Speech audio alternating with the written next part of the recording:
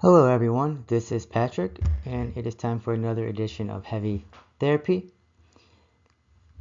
This episode is another first reactions. That is where I go through the week's metal releases.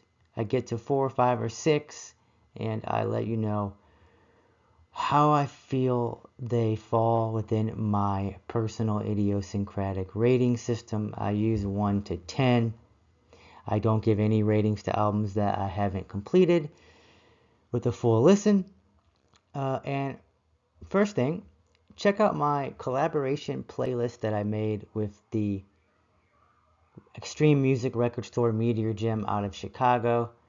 It's 44 songs, almost 4 hours of music, and all the tracks that I chose are available on releases that can be found in the Meteor Gym web store. So first up, the first album I listened to this week was King Abyss with their album Snake Oil. They're from the United Kingdom. The genre is melodic thrash metal. 9 tracks, 46 minutes of music. And this is a bit of a roller coaster of a ride. I enjoyed it more than I thought I was going to.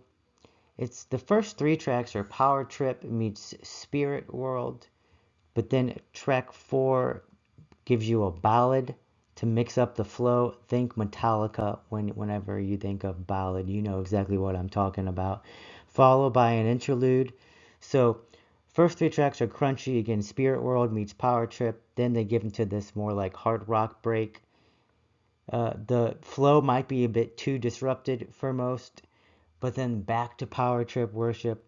Number 7 brings you some melodic death, mellow death, I would say. Number 8 is sort of unearthed slash gent slash death metal, even though, again, this is mostly a melodic thrash metal album. Final track is sort of a long instrumental. It sounds like The Unforgiven. I was playing it and my girlfriend goes, You having fun listening to Metallica? And I was like, I know, right? She knew it wasn't Metallica, but yeah, really sounds like Metallica at parts. Pretty good listen. King Abyss, Snake Oil, 7.5 out of 10 for me after one listen. Next up is some raw-ish black metal out of the Netherlands. This is Funeral Winds. I said wings on the screen there, but it's Funeral Winds with Stigmata Mali out on Osmos Productions. 8 tracks, almost 35 minutes of music. This is moody, raw black metal that develops cool riffs and atmosphere. The drums bring a storm. The cymbal splashes sound like lightning strikes. Killer vocals with minimal variety, of course. Immortal fans might dig this. Sounds like early second wave black metal. Get your 90s on. I listened to this twice. It actually fell a little bit after my second listen. This is a 7.5 as well out of 10. Good old school black metal right here. Next up is Fester Decay with Reality Rotten to the Core out on Everlasting Spew. They are a Goregrind grindcore band out of Japan. You get 14 tracks, 30 minutes, and 54 seconds. This I liked a lot. Give it a 7.7 out of 10. One song's called Carcass's Revenge. This is early Carcass worship. Also calls to mind Miasmatic Necrosis a lot, in a good way. Nasty gore grind with traces of old school death metal. And the song Psychopharmacist is like one long Slayer riff. Parts of this are superb. Others are merely good. Listen to this if you are at all interested in the subgenre of gore grind. Yeah, I like this. I like this a lot. 7.7 out of 10. One of my favorite releases of this week so far, out on Everlasting Spew. Next up is some more melodic thrash for the most part. Adverser with Portrait of a Wasteland out on Time to Kill Records are from Italy. 10 tracks, 44 minutes. I give this a 7 out of 10. There were moments that I kept wanting to raise it because I was enjoying the solos, the guitar work.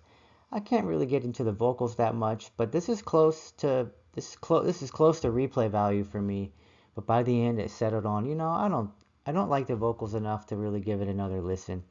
But if you like thrash, this is some good modern thrash.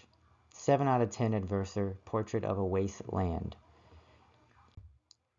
Next up, this is actually one of the first, if not the first, EP that I've checked out from 2023. Sometimes I check out a lot of EPs, sometimes I don't. So far, only one. Melodic technical black metal. You could almost call this tech black. I know we have a subgenre called tech death. This is tech black. It's dotted with tips of the hat to death metal as well. Fans of early Creator might like this. Short, 4 tracks, 15 minutes, 20 seconds of music. I don't remember my listen all that much. Again, parts of it I liked. Competent tech black. Don't know if I'll revisit it. A 7 out of 10 usually means I don't plan on revisiting it. If you like modern, technical, melodic black metal, though, give it a spin. You might like it more than I did. Finally, and last but not least, my favorite album of the week. This is Minor Warfare with Furrow Walls. And Minor Warfare is, I think, mortar in German, and the title of the album, I think, stands for Fire Spitter. Not from Germany, they're from Sacramento, California. I don't know if they're expats or not. Definitely sounds German. This is Marduk blasting style. There's dissonance, kind of like even Golgothan Remains, which is an avant-garde dissonant death metal band. Not too avant-garde. Dissonant death metal band out of Australia. This is some dissonant blasting black metal with some cool shred going on. Noisy production. Vocal style reminds you of a bit of that high shriek raw black metal style. Kind of like Nansurunai, if you know who they are. Maybe Leviathan. Cool, noisy, aggressive, ripping war style black metal. 7 tracks, 48.5 seconds of music, 48 minutes and 30 seconds of music. 7.9 out of 10. Nothing this week really cracked the 8 floor. But this is close. I've listened to the first 2 tracks for the second time so far. I had it on while I was preparing my lecture, this slideshow. Yeah, I really dig this album. I'm gonna finish my second listen here pretty soon. Minor Warfare with Furrow Walls is my album of the week so far from this week's releases. Let me know what else I should check out from this week. Thanks for watching. Talk to you all soon. Bye.